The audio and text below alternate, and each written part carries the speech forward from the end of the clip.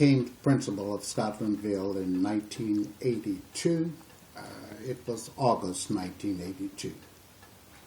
How many years did you serve as principal? I served as principal of Scotlandville Magnet High School for 18 years. Why did you become principal at Scotlandville? Well, I became principal at Scotlandville because there was a need for another magnet school in East Baton Rouge Parish.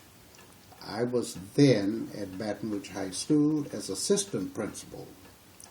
The Baton Rouge High School had reached its capacity in terms of the numbers of students that it could hold. Parents in North Baton Rouge who wanted their children to have a magnet school education went to the board. The East Baton Rouge Parish School Board. The board went to the courts, and Scotlandville High School, which was being closed at that time, was recommended as the second magnet high school for East Baton Rouge Parish. That school was to mirror the image of Baton Rouge High School. When I say mirror the image, that means whatever courses were offered at Baton Rouge High School would be the same courses that were offered at Scotlandville Magnet High School once it was set into place. Before you became principal, what was the school like?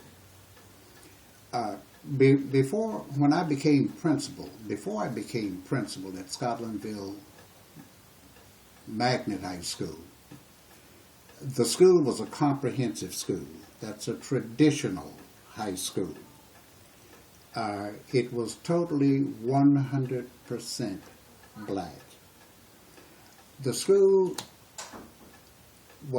had been recommended by the State Department of Education to be closed because it was a low-performing school.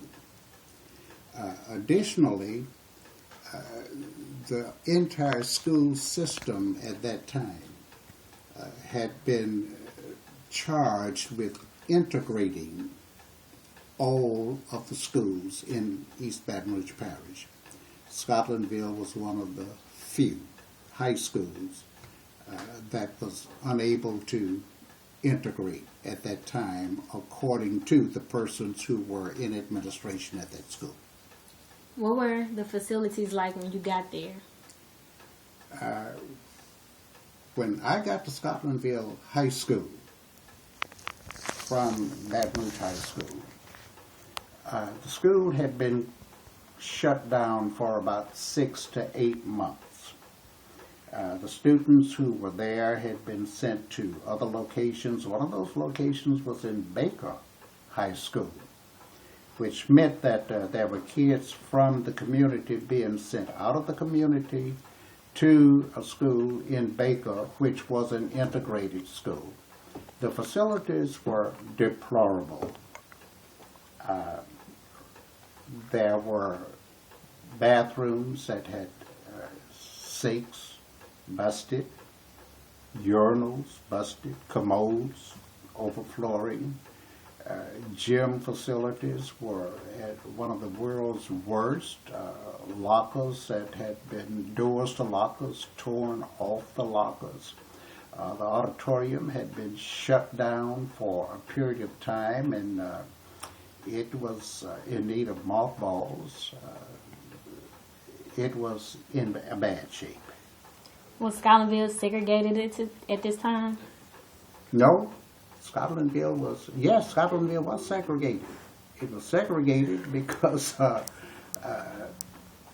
there were no white kids there, and the personnel who were in charge of it said, we cannot integrate this school. We cannot get white kids into a school in a black neighborhood because they won't come. Hence, the school was shut down. It went to the courts. Judge John Parker was the chief judge then. We were under a desegregation order. Okay?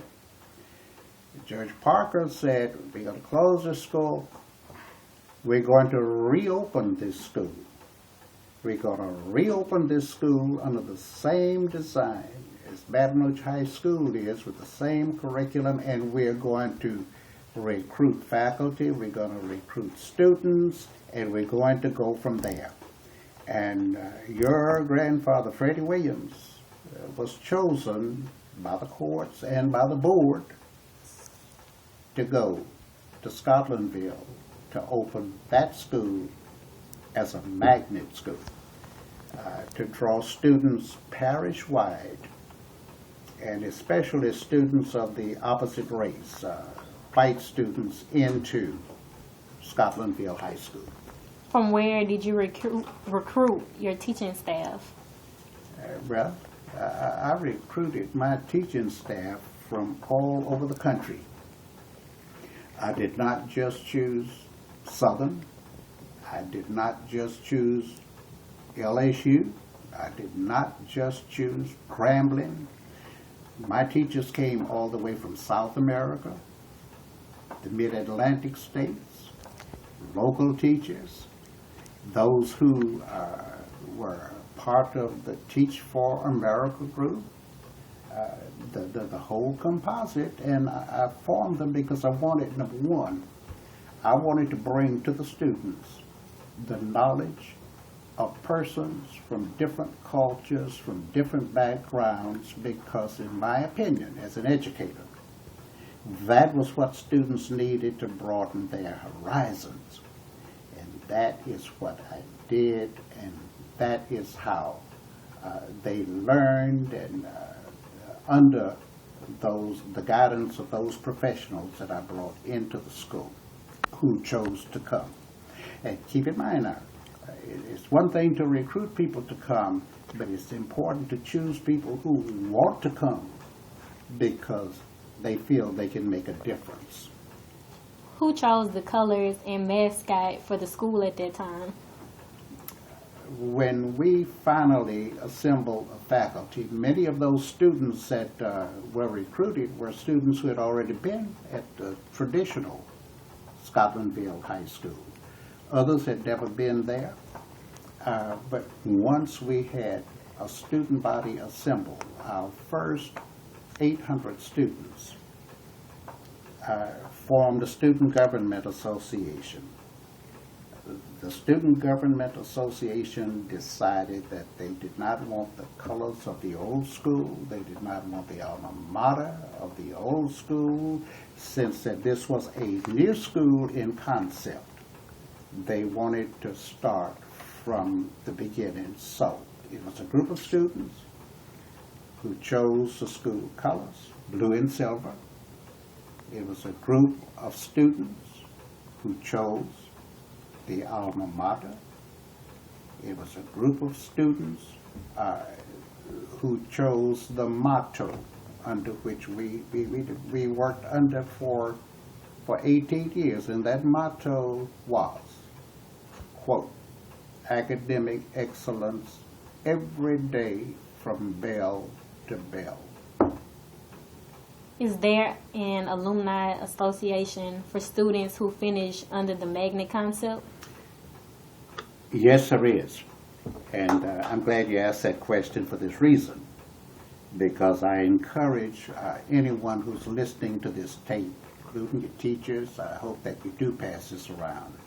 All they will need to do is to go online and pull up SMHS Alumni Association.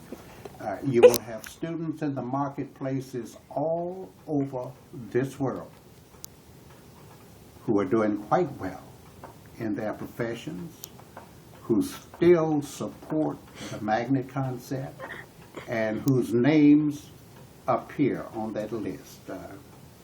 Anytime you choose to do that, you can do it. SMHS Alumni Association. Okay, my last question. Do you have any advice for current students? I sure do. I have advice for any student, including you, Vanna, the whole ball of wax. Number one, academics is the name of the game. You can be the best athlete, and I love athletics to my bone. But you can, at any time, become disabled. Everybody does not become a Michael Jordan, and everybody does not become one of the stars. Some select persons do. But academics is the foundation of whatever you do. It always has its place. Music world, sports world, academic world, the whole ball of wax. Okay. So I say to students, you need to be about the business of doing your work, your homework. Teachers should not have to beg you to do homework. You know, people always blame teachers for things that go wrong.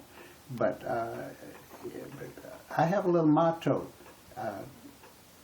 Why don't you blame dentists every time you get a cavity when they've told you to brush your teeth and to take good mouth hygiene, when yet you blame teachers for teaching material that students don't study for, and then they flunk the test.